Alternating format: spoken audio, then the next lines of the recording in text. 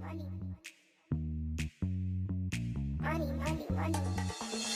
about my money.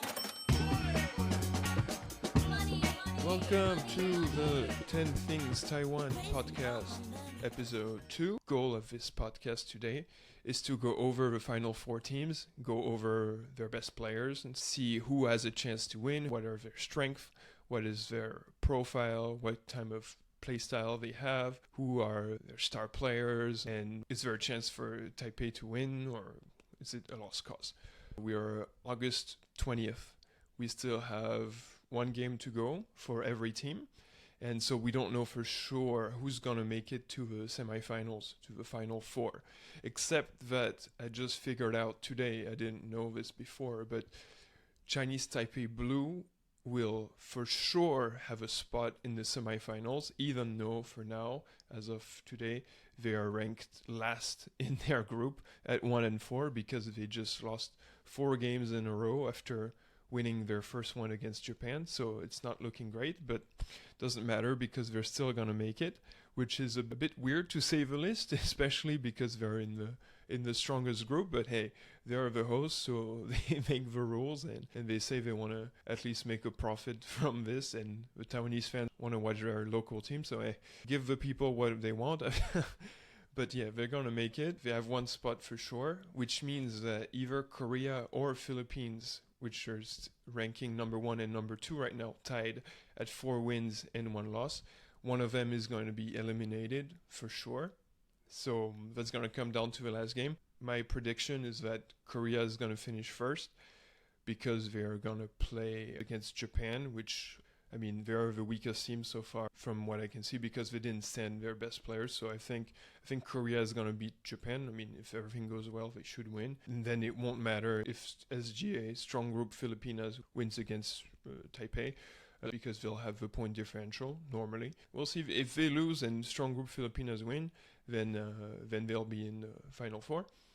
And in the other group, which to me is the weaker group, still the UC Irvine is 5-0, so they're undefeated and they're rolling through their group so far. They've been dominant, but I mean, this is to be expected, you know, college athletes in America, they play at a pace and they're deep, they have a lot of good players, they play extremely fast and athletically, it's just a different level, you know, they're so fast and their size is a big difference in this competition. So they're going to win their group, but then the biggest question is who's going to finish second between Jordan, Chinese Taipei White, which some people might say they're better than Chinese Taipei Blue. They're tied with Jordan so far because they lost against Jordan yesterday. So it's going to come down to their last game. I believe they're going to beat Malaysia. I think they should win. And then they'll be at 3-3 and they should be second because I think Jordan is going to lose to UC Irvine. If Chinese Taipei wins, they'll be second and they'll qualify, so that'd be a best case scenario. Let's start with Team Taiwan, you know.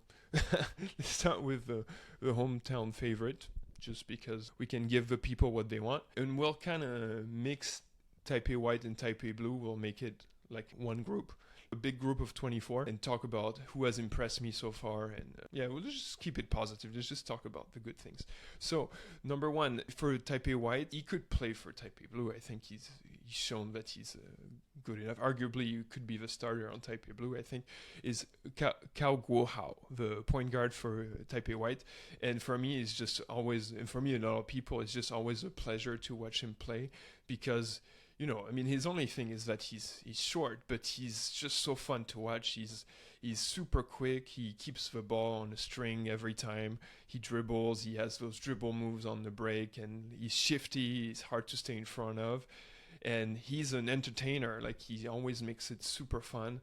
Like, he's always celebrating, throwing no-look passes. It's showtime with him. He can make some tough shots, make some floaters in the lane. And he's just a guy you want to root for, you know, like, because he's not afraid of anything. And he's just so charismatic, and he's a great leader. And he had those crazy plays, like, you know, he makes you jump off your seat. And he had that one-handed, left-hand, full-court prayer at halftime the other day, and it went in, and everyone was just in awe of what he was doing. And then he's always celebrating. He would make a step back 3, and then he'd be like jumping up and down, and it's just so fun. I mean, he's just great Like, he's so great. And I mean, maybe they did it on purpose to put him on the second team because he can carry a younger group and give them confidence, because he's really inspiring. Like, he gives hope to his teammates. And during the year, he plays for the Lioneers, and I saw him play in person, and I was also very impressed.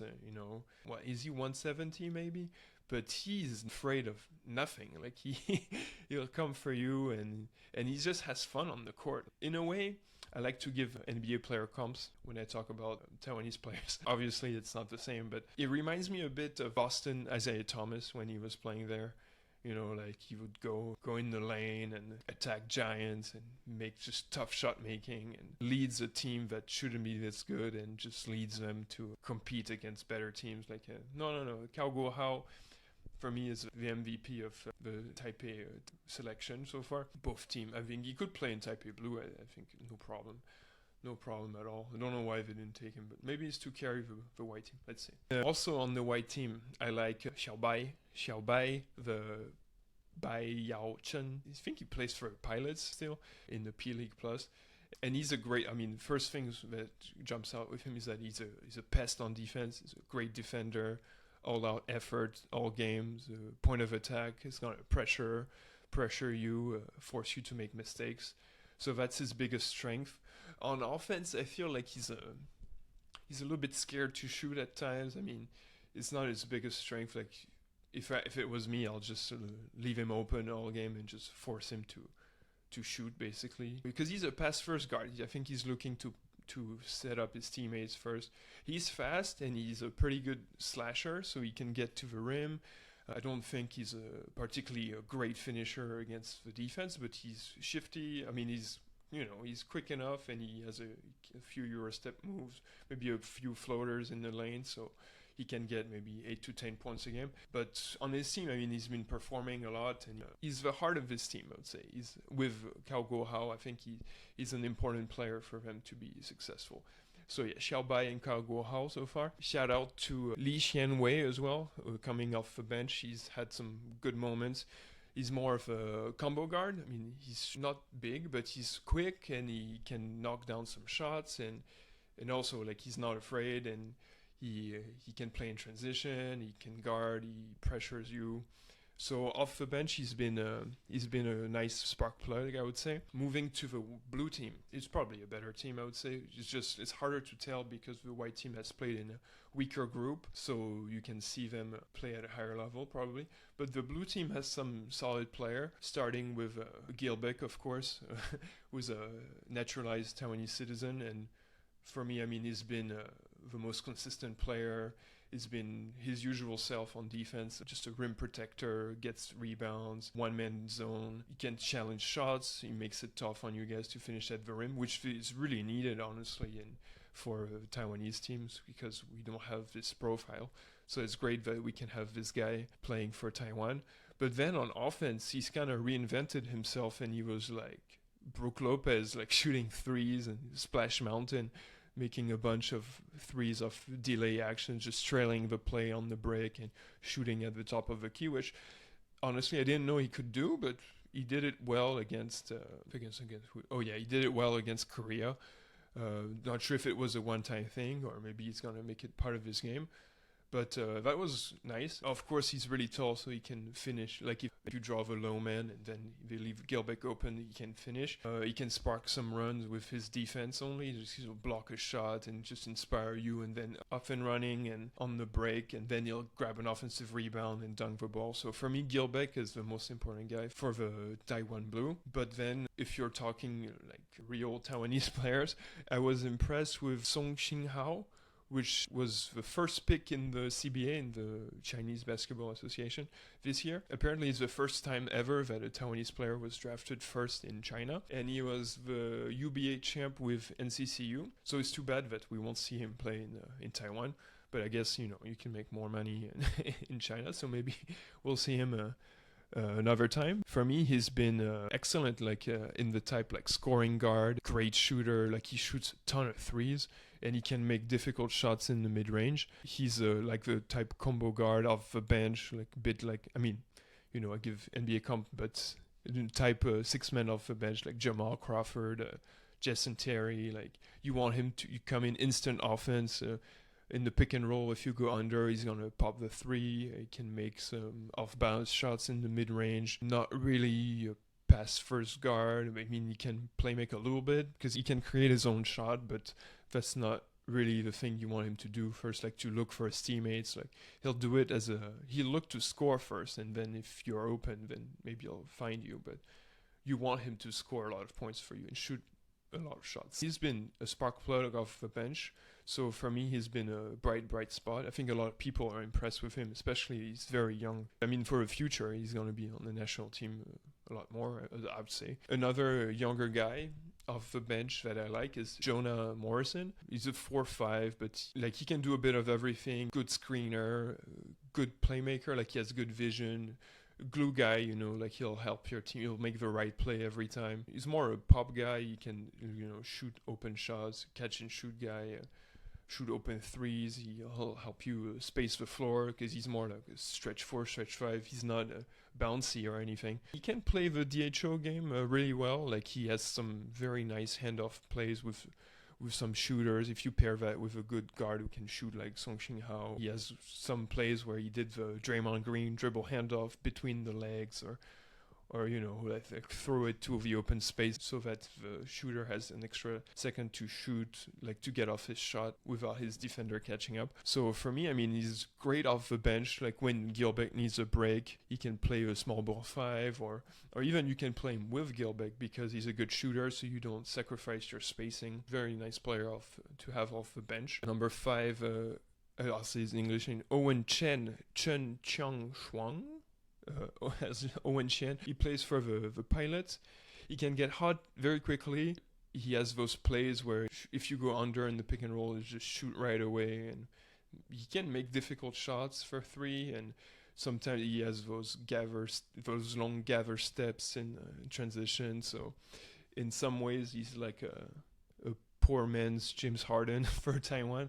And he has those moments where he has some really nice stretches, like 12 points in a quarter, and difficult shot making, like step back 3, gets fouled, +1. He can spark you, he can inspire you for a little bit, but the thing about him, I guess, is more like consistency and coming up big in important moments. Like I haven't seen it, but maybe it's possible. Taipei Blue so far only 1 win, 4 losses.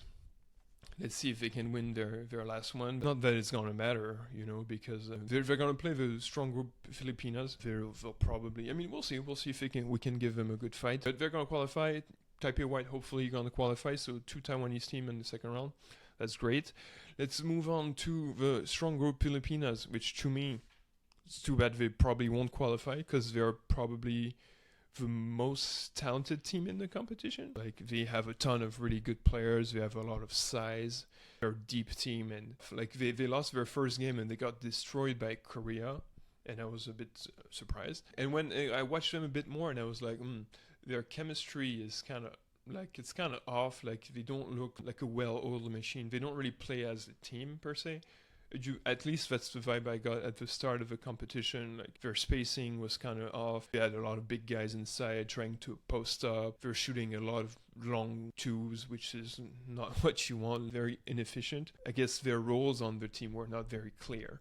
But then I watched them a bit more. At least I watched their last game against Korea. They destroyed Korea in the rematch, and they looked like a completely different team. For one thing, they put Boban on the bench and they played him less, which I think was a good thing because Boban, everyone knows him from his time in the NBA because he's this giant guy who plays in John Wick, and he's hard to miss on the basketball court because he's 7'3" and just enormous. But he looks a bit washed to me. His feet are too slow. In the pick and roll, he gets targeted all the time. Like he's a weak spot in the defense. He can't stay with quicker guards. We're gonna blow past him and get to the rim every time. Or if he stays too far back in his drop, then it's an open 3 every time. Or then it's a swing and another one who's gonna get an open shot. So he was getting exposed, and I think it's a lot better to bring him off the bench because like this, if you get him 10 to 15 minutes a game against the backups, it's not as bad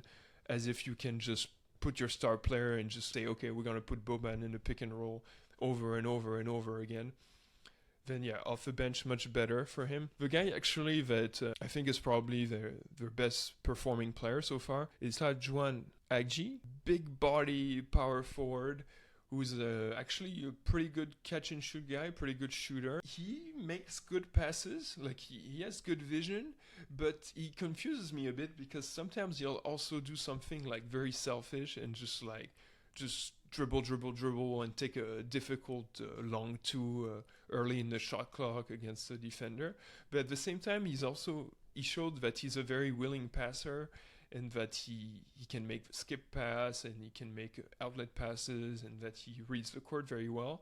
But sometimes I guess he just decides, now it's my turn to ISO and get a shot off. And it's unclear whether he's like very unselfish. Yeah, you'll hear him scream at his teammates or get pissed or get a technical foul. And so it's not clear whether he's like very unselfish. He's a bit of both worlds at the same time. Like I would say he's like a mix between Fat Boris Diaw, who had a kid with Antoine Walker or Derek Coleman. So he's interesting, but he's played very well for them. He can shoot when he's open. He can get a lot of rebounds. He's a big guy. Like he can body you up inside, post you up. He'll bully the smaller guys, but he can stretch the floor against bigger guys, and he makes good passes. So for me, he's been their most consistent player so far. I like to watch when they play more. So now they play him at the 5, so I think it works better for them. They have good wings, like 3-and-D wings that perform really well, like winning players. And when you play them together, I mean, you're going to get good defense on the wings, and they spread the floor really well because they're knockdown shooters. Derek Fenner, he's going to guard the best player on the other team. He's pretty athletic. I mean, not crazy athletic, but for this level of competition, I guess he's pretty athletic. Like he'll dunk when he's on the break. Online they say he's 6'6", but I don't believe he's 6'6". I think he's more 6'4", but I might be wrong. He's a good player. Like he's a winning player. The team plays a lot better when he's on, and the last game he was on fire. He was knocking down a lot of shots, so that's a big help. They have another type of 3-and-D player, Ian Miller. They say he's 6'3". I believe that more, and he's a veteran. He has a lot of experience, like 10 years of experience playing international basketball. He'll play good defense for you, and he'll spread the floor.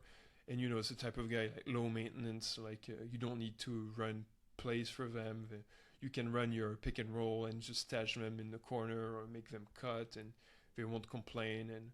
And for Fenner, like he plays the passing lane. He might get a steal and go all the way and score some points on the fast break like this, score an easy 15 points without requiring too much maintenance, I mean, the more they play, the better the team plays.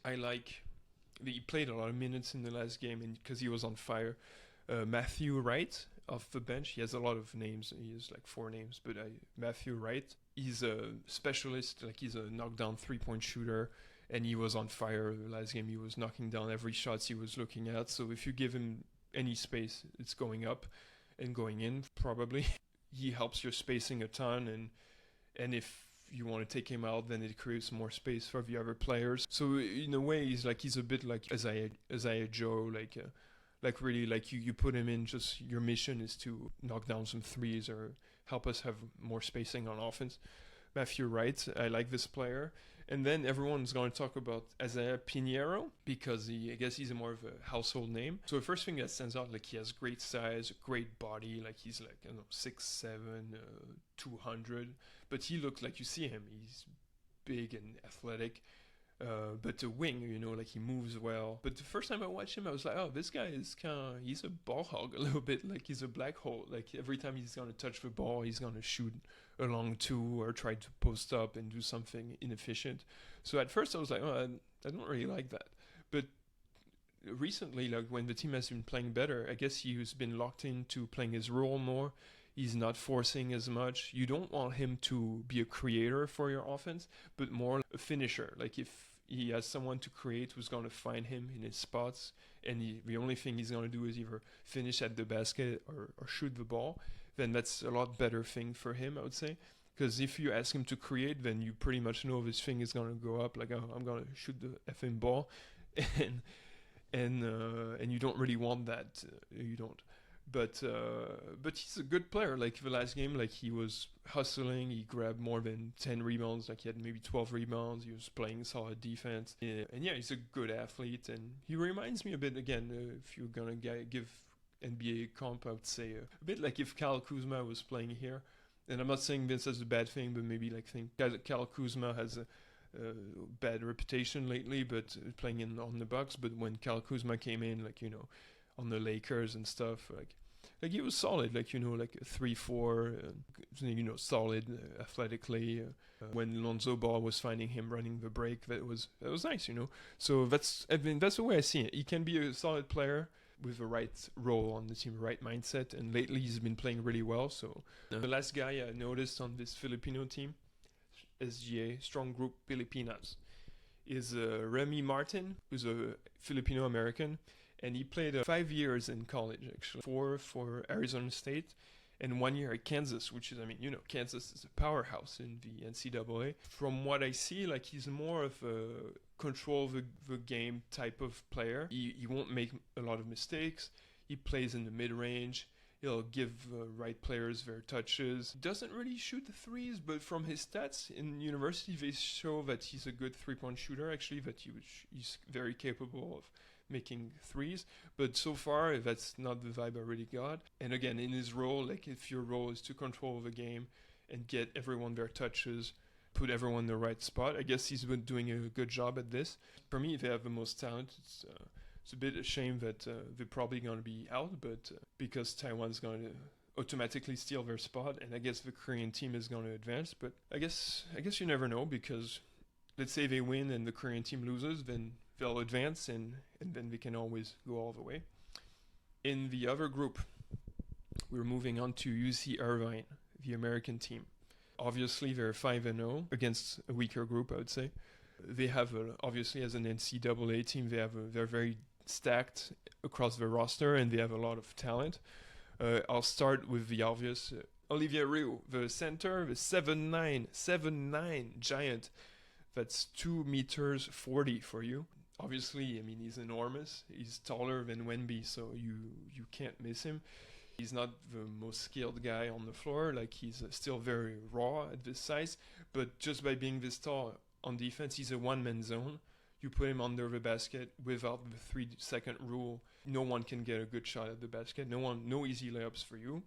Offensively, he's a one-man offensive rebound machine, because he'll just bulldoze his way to the basket, and if he's under the basket when someone shoots and misses, he's probably going to get the ball simply because he's so big and strong. We forget at this size, like, especially against weaker competition, like no one can, like, he's going to move you out the way and get that ball. So that's a huge strength already. He doesn't really have he doesn't really have a post move, or he can't really create his own shot or anything, or you won't run a play for him. But he doesn't try to do too much. If he gets a rebound and he doesn't have a clean look, he'll just throw it back out and create an extra possession for your team. Honestly, if you compare him to Boban, I would much rather have Olivier Rieux, because he's a much younger version of him. He's more nimble on his feet. He moves a lot better. He's been good. In the time he plays, like, he's been very solid, I think. He won't go to the NBA. He probably won't, maybe in the G League, but probably not. But he can have a solid international career, this guy. Yeah, he stays in his role. He does his thing. So, yeah, Olivier Rieux, solid. I like the guard, Tama Isaac. He's a playmaking point guard. Very good passer. In the open court, he throws amazing, very nice lob pass to the athletes on the team. And he makes very good decision in the offense. He finds open guy. If you have an advantage, he's going to make the most out of it so that the team gets a clean look. And actually, even though he plays NCAA basketball, he's from New Zealand originally. And he reminds me a bit, it's funny, he reminds me a bit of a smaller version of Josh Giddey, like, because he's not really, he's made some threes, but he's pass first guard, really here to add pace and make his teammates better. And in the open court, it's always nice to have a guy like this to set up, especially if you have amazing athletes like Jester Jr., who's via another guard is very athletic, very explosive. Like he's more on the skinnier side, but very quick, and he has amazing hops. Like you'll see him catch some lobs or get a steal and then a dunk on the fast break. So together they have a great connection. Gesture, his shot is a bit inconsistent. If he's wide open, then he can make some. But I think it comes and goes. And if it's off the dribble or if he tries to do too much, then don't really count on this too much. But he's a fantastic athlete. There's also off the bench Johnson, who's a very smooth scoring guard who can create his own shot. And he has a lot of. I mean, he can handle the rock. He can create separation, and he's a good knockdown shooter also. So you can also play him off the ball to space the floor. But when he's on the ball, he can play in the pick and roll. He'll score a lot of points for you off the bench, and in a way, like he's not explosive. I would say, like he's not going to jump through the roof, and but he's a solid player. He reminds me a bit like a more disciplined version of Jordan Poole. I'm not saying this because of Jordan Poole. He'll pull some dumb plays and do something like this. Johnson, not at all. But, like scoring guard off the bench. From what I've seen, he's very disciplined, and he's going to play his role to perfection, especially with a second unit, like carry a second unit who needs some scoring punch and someone to carry the load. Like, he's perfect for this. And but at the same time, if you want to play him with a more traditional point guard, like you can play him off the ball and spread the floor more. So I like this Johnson. And also off the bench, we have Goldman. Goldman is more of a knockdown shooter who makes good decisions. And together they have a good 1-2 punch to carry the second unit. Scoring wise, when you bench your starters, you need more juice to try to stay afloat when the starters are not there, and I think they do a great job at this. And potentially, actually, you could play them with the starters a bit more, depending on what you're trying to do and what you're trying to show. The other starter, because I started with the bench, but there's Harrison Carrington, who's more like a 4, like he's same like 6'7", and I'm saying he's not really a shooter, but a solid athlete. He plays like a face-up 4 because the competition is a bit smaller in Taiwan, and he likes to play closer to the rim. He'll back you down, sometimes shoot some hook shots, but on the break he can also like run the floor. He likes to play fast and have some transition plays where you'll see him dunking. So that's nice. I'm saying in America it'd be too small to play this role, but here it's perfect for him. So he's in the starting 5. A question I've been wondering, like, is the spacing really optimal when you play him next to Olivier Rio? Like it gives you size, especially here. So that's for UC Irvine. I mean, overall, like a very solid team with a lot of good players, and they bring that pace, that American pace. That they'll run the floor. They'll have some highlight plays like alley-oops, dunks, get a steal, pick 6, and Olivier Rioux obviously like very impressive to watch him play. Like you won't see this every day, to see a 7'9" guy on the grabbing position against a guy half his size and putting him in the basket. So so they're fun. The big discussion we can have now is who's gonna win between those teams. So UC Irvine is probably gonna play Chinese Taipei White, I would say. I mean, I like Chinese Taipei White, but I think they can't really compete with UC Irvine. They're just too stacked, too deep, too athletic. Like if they can play in the open court, and then it's just over for you. But your best bet, is to keep them in the half court, force them to shoot some threes, and pray they miss. But then Olivier Rio might just get the offensive rebound, and then that becomes their best offense, is to miss the shot, get the offensive rebound, and get a clean shot after. Yeah, that's going to be tough. I mean, I don't really see a way, but hopefully they can surprise me. So I'd say UC Irvine gets to the final. On the other side of the bracket, you'll probably have Korea, which we haven't gone over, but we did a video about them. In Korea, they have those 2 imports that are just amazing. The first one, Ethan Alvano, Filipino-American import, who plays for Korea, his Korean club team. He's amazing. Like, we did a video about him, and he's super quick, lightning quick guard. He's probably 6 foot tall, but which is actually a decent size when you play in Taiwan. It's short for the NBA, but it's decent here. He's super quick. He's left-handed. He can knock down some threes. He had 37 points the other day when they benched Hammonds the second half, and he caught fire and he was unstoppable. In the pick and roll, if you play in a drop, he can go to his floater, or he can just blow by you if you're too high. You have to honor the jump shot because, like I said, he's a great three-point shooter. He was shooting 47% last time I checked, so he's on fire. And if you guard him too close and you honor the jump shot too much, obviously he's lightning quick and he'll blow past you. He's a one-man fast break. If you try to guard him one-on-one or the defense isn't set, like, he has a very nice handle and he'll do an in-and-out dribble or hesitation dribble and crossover, blow past you, get to the rim. He can finish at the rim with either hand. He's left-handed, but he can go right as well. So, it's just very tough.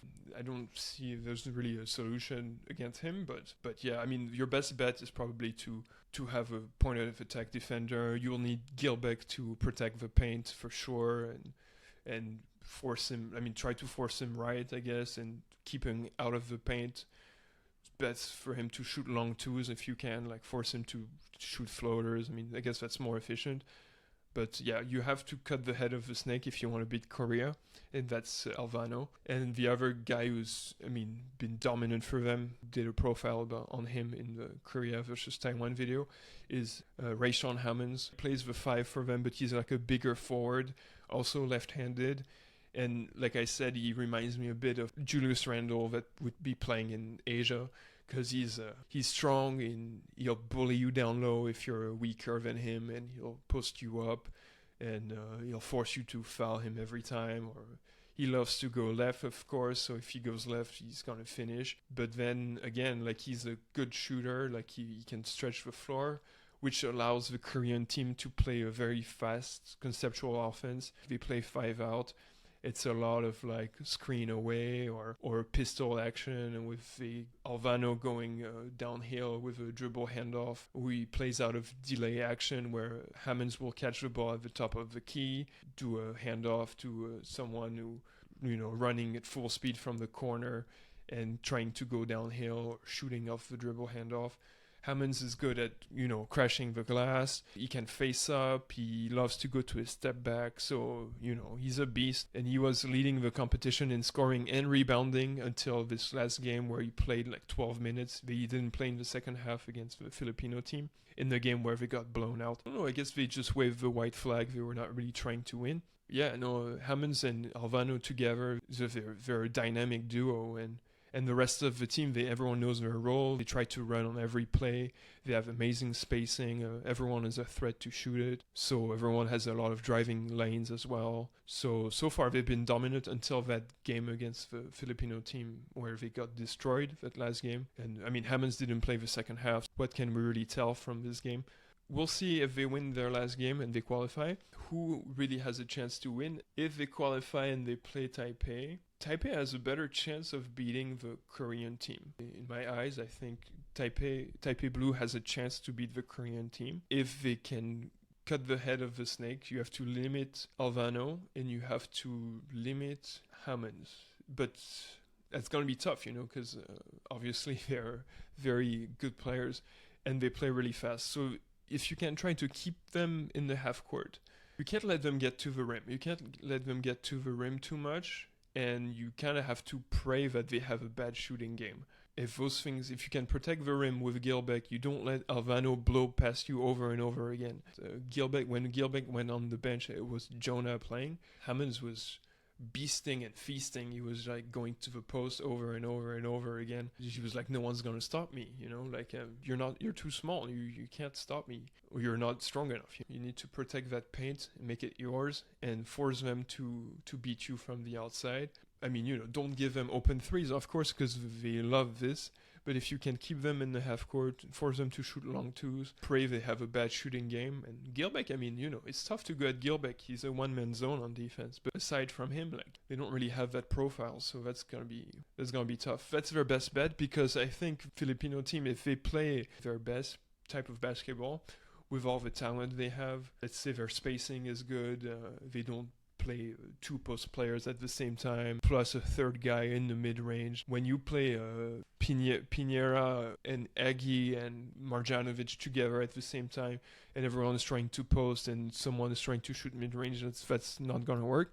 But when they play Aggie at the 5 and they have the 2 wing in Fenner and Miller, the 3-and-D wings, Wright is a great 3-point shooter.